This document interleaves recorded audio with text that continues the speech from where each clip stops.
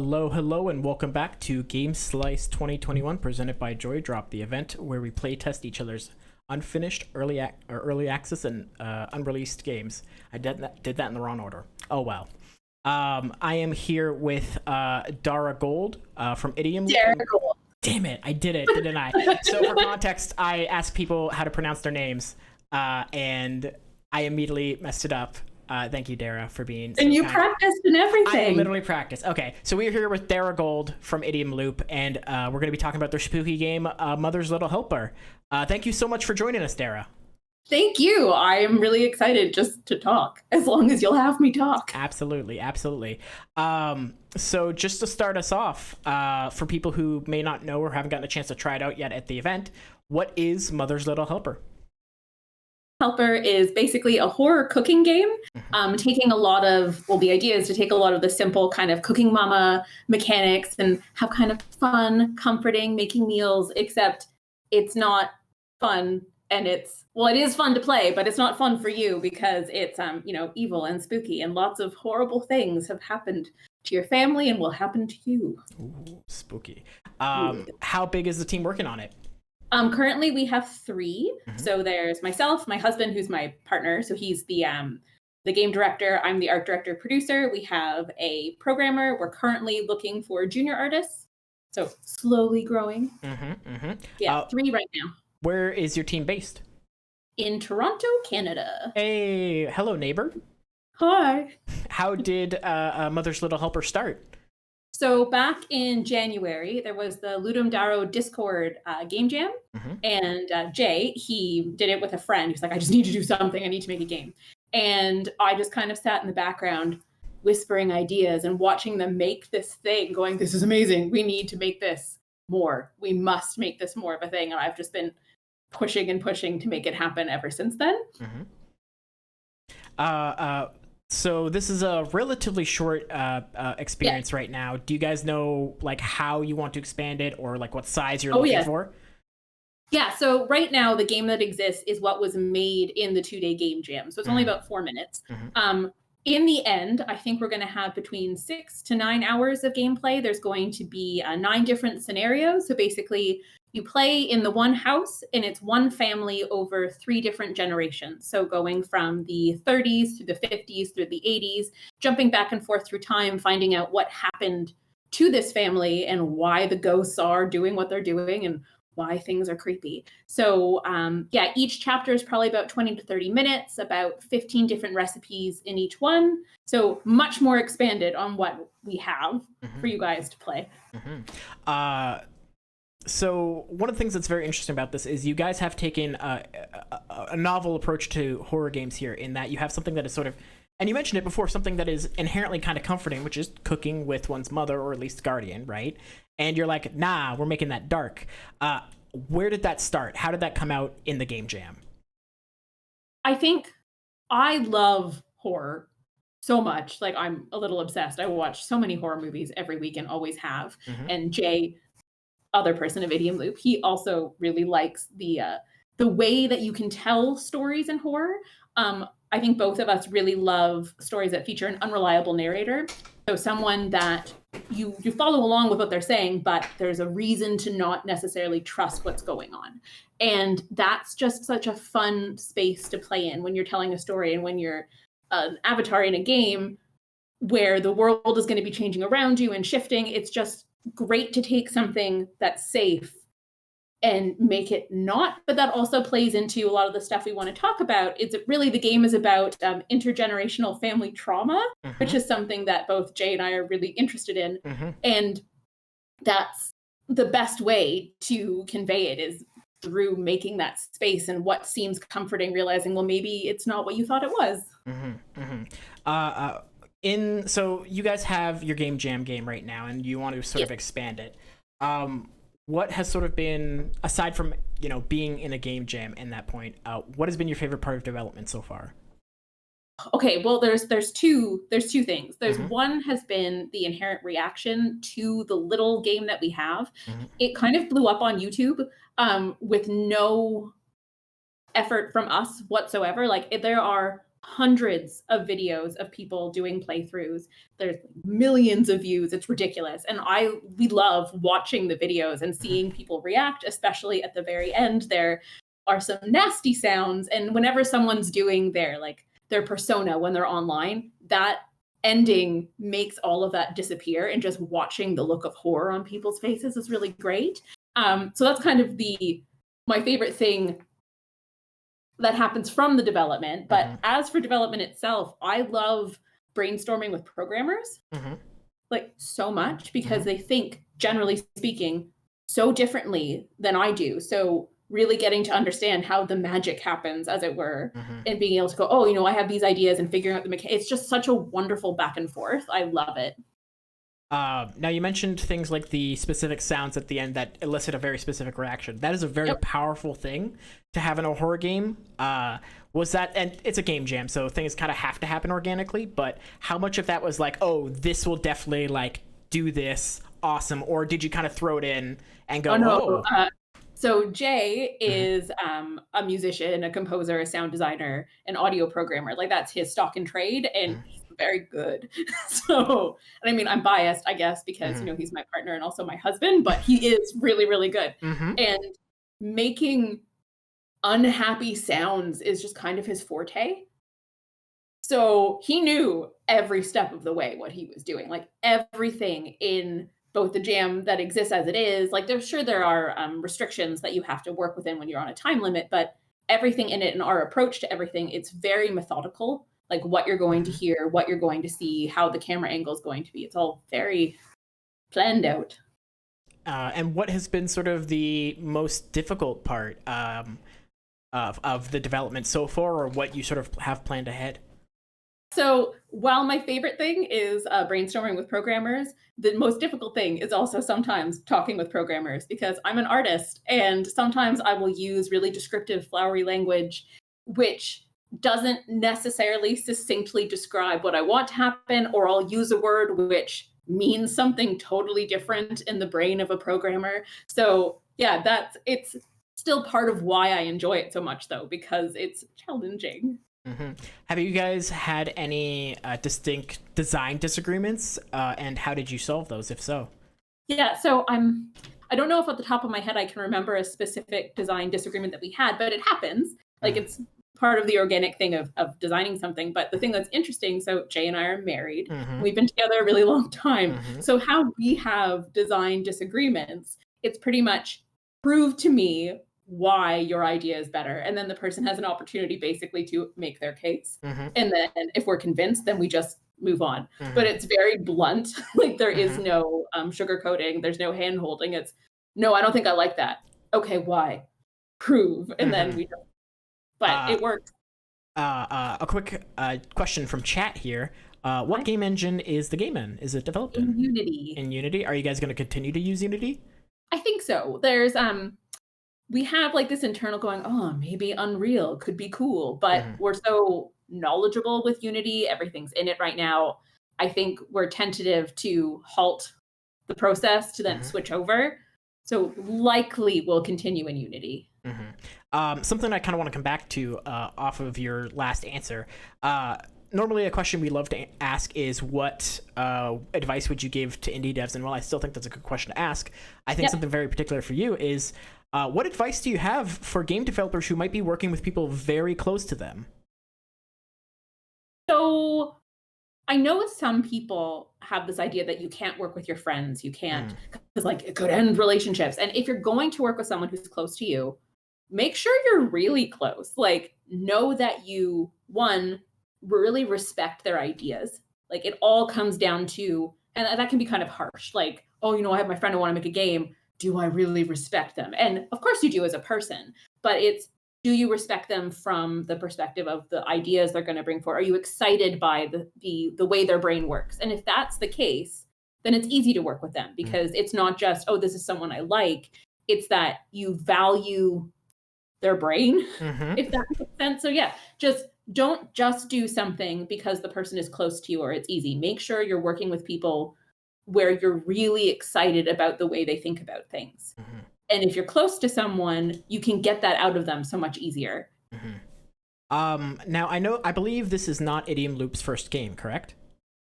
This is our second project that we're working on. Our first one, we started, and then we were going to go to GDC in 2020, and everything exploded. So we were working on a farming sim on Mars with a dark narrative to explore, which we're still really excited about. That game's called Ex Terra Firma, but when everything exploded, we just kind of had to put it on the back burner. Like everything was just halted. So we got a little disheartened. We went, no, new project. And that's why Jay went and did the game jam. So we've been really using this to kind of fall in love with making games again, because we had been pushing so hard, and then to have everything stop was just kind of like sad. Very fair. Yeah. 2020 was a weird blessing for game devs, but then also it was 2020, so the rest of the life catches up to it. Now back to the question of, with this project under your belt and coming forward, and Ex Terra Firma on the back burner for now, what advice would you give to indie devs starting out their journey? So one thing, and I know I heard someone on stream earlier mention game jams, and 100% agree. If you have the opportunity to do a game jam, do a game jam. It's like, I have definitely gotten work from that. There's people that I work with now, all that I had never met except through doing jams. It's the opportunity to make things. Like, just always be creating as you can. Like, that's a hard thing too, because you have your normal life, and what if you have to do another job or what have you, but make space to, one, play games, to do things outside of games, to get inspiration from other places, and then allow yourself space to play around. And that's why game jams are so great, because it's not going to be perfect. It's not going to be perfect. So really letting yourself have the opportunity to play with the medium you love will keep propelling you forward. Right, absolutely. Now I can tell from your backdrop that you are a fan of things. Yeah, that's me. No, that's okay. I feel like, considering this is a conversation and an audience full of game developers, we're all fans of things. So yes, there you go. For not only this project, but your prior at Ex Terra Firma, what projects, what games or other media have you pulled from a lot? So, I mean, Jay and I, when it comes to, we're both big film buffs. So there's a lot of film. So definitely Hitchcock. I think just the idea of his treatise on suspense, the idea that a gun is only terrifying until it's fired, because then it's over. So we take a lot of things from him, lots of stuff from film history, but also in regards to games. I know a big one for both of us was Firewatch, which, wonderful, beautiful environment. And oddly, we both found it to be quite terrifying. And it's all dread that you bring, because nothing bad happens to you. Really. There's a small threat, but you're always generally pretty safe. But it's the fact that you feel so insecure in the wide open familiar. And I think that's something that we very much want to bring to almost all the projects we work on together. It's just an idea that we're both really interested in, when the familiar seems strange and untrustworthy. So I think that game just beautifully evokes that to me. And then another one, I have it written down, the Norwood Suite, which I just played recently. Such good surrealism and storytelling and commitment to style. That, so good. So good. So for the long-term goals of this project, do you know how long you kind of want to be working on Mother's Little Helper to get it where it needs to be? For full production, I think we're about 1.5 years to do the whole thing. Fingers crossed is the idea. That is pretty ambitious for a nice chunky horror game. It's definitely doable, but that's pretty ambitious. It totally is. Well, I think one thing that was really nice with the jam itself, the fact that you have 4 minutes and it's spooky, it's unsettling, and it legitimately scares people, which is amazing. But there was the restrictions of, you have this much time, so you're going to go for this aesthetic. And as we move forward, we do want to update the aesthetic a little bit, especially right now you can see the kind of balls flying out. We need to update the horror effects, as it were. But I thought that they did a really great job just committing to the aesthetic they had. So I think working with restrictions can also be really handy. So I know that we want to still have kind of a PS2 era aesthetic, which can be hard to do, but it's good to allow yourself some simplicity as long as you commit. Is there any concerns or worry on your side about sort of like one of the powers of this project could be that it's so short that you can kind of pack a lot into it? Are there any concerns of like sort of once you expand into it, like maybe you'll either run out of ideas, or like the fact that it's now a longer game might drain the suspense in some places? Like, is there a concern for that? So I don't think either of us are ever worried about running out of ideas. Like that's not a problem. But we definitely, because it was so surprisingly successful, we reached out to a lot of different streamers to ask them, like, why do you think this got on your channel? Why did you enjoy it? Why was this something that you wanted to share? Because we're very mindful of the fact that if we make it bigger, we don't want to lose the things that made people really like it. And a lot of it had to do with the fact that it was single player, that they could sit down and have this complete experience and then talk about it. So the idea that we're going to have chapters that you can do in 20 to 30 minutes. So the play sessions are still shareable, because I think the idea is kind of like creating a digital campfire story. So you want to be able to experience it, talk about it, and go, oh, I wonder what happens next. So we're very conscious of keeping those things strong and really building everything we do has to serve how you convey the story. And that will go into every aspect of the design. So we have the really specific story that we like that we're going to tell, but every choice has to serve to make that impactful as you experience it.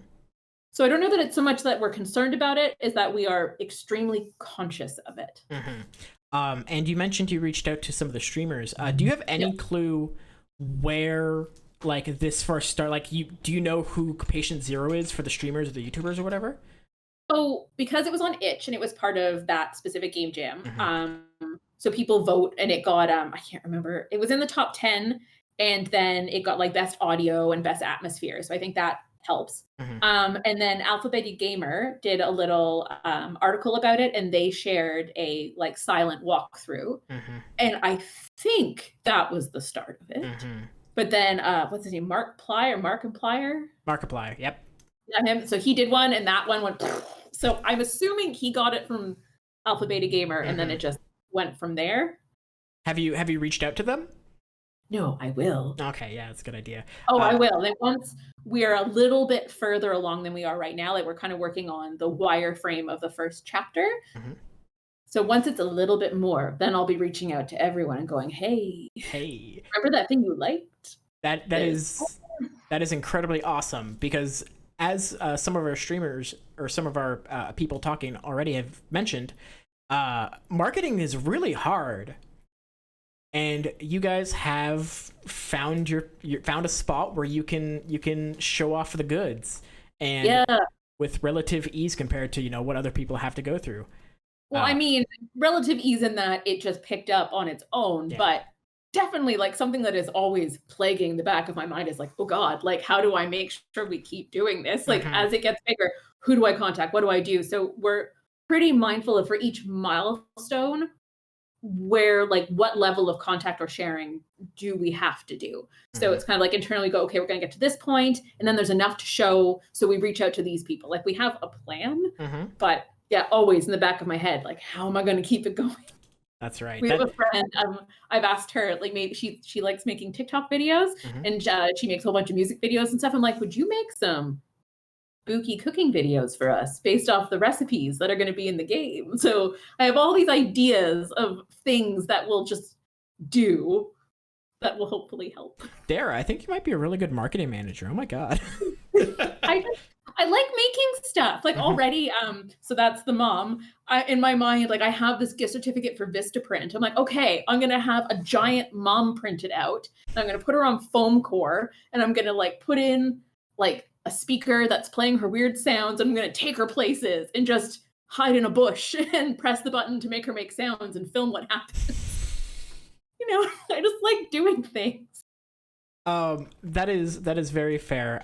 We're getting a little bit short on time, but I would like to ask you before we start wrapping up. You said you're an artist. How did you sort of find your way into games? I don't even know that like I found my way. It was just kind of inevitable. Like it was always going to happen. Like I've been making art basically my whole life, making world building, characters, stories, and also just making games with people always. And when I was little, my dad used to buy me books. He's like, "Oh, this is cool," and he got me the Vampire the Masquerade game, like the book.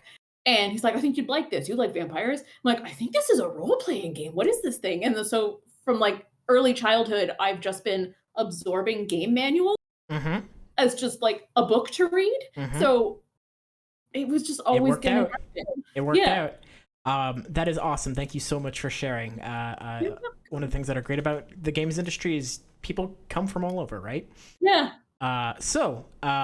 It looks like we are at our time for this segment, but before we go, where can the public go to find the info on your game and sort of what's going on next?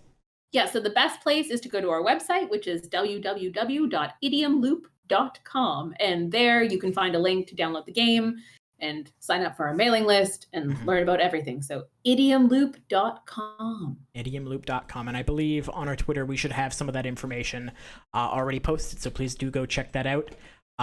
Thank you so much, Dara, for your time. Thank you. It was a great chat. We'd love to have you again. So as I the will development talk forever, whenever you want. All right, awesome. So that was Dara Gold from Idiom Loop, and we were talking about Mother's Little Helper. Up next at 7:30 EDT, we have a live interview with Dragonfly Games and their project Beyond the Oaks, which is actually another spooky game. So stay tuned, and don't forget to leave any questions you may have for our guests in the Twitch chat or the stream chat channel in the Discord. Thank you, Dara.